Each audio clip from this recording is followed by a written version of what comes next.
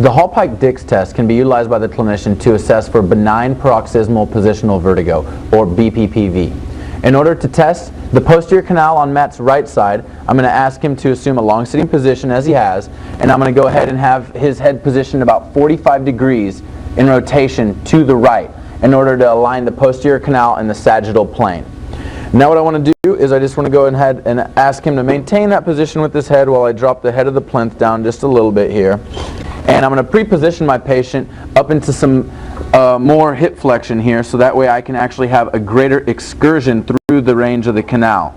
And go ahead, maintain that position. I'm going to have you lay back, okay? Let your head hang off the table. Go ahead and lay back.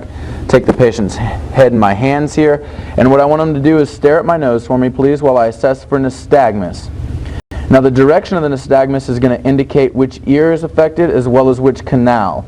If I am seeing upbeating nystagmus, that is indicating a posterior canal, canalithiasis or cupulolithiasis, depending upon the symptoms.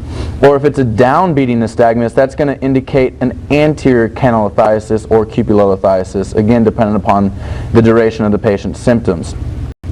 Now the torsional component of the nystagmus is going to indicate which ear is affected.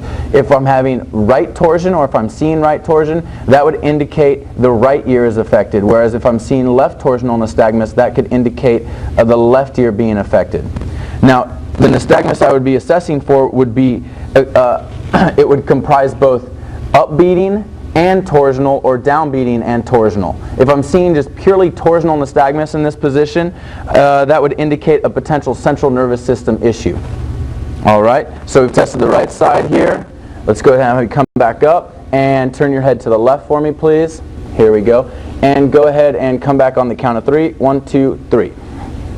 All right, and again, stare at my nose.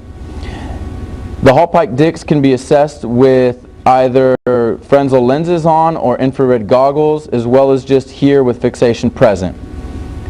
The purpose of utilizing the goggles is going to aid the clinician in being able to identify the eye movements that are taking place.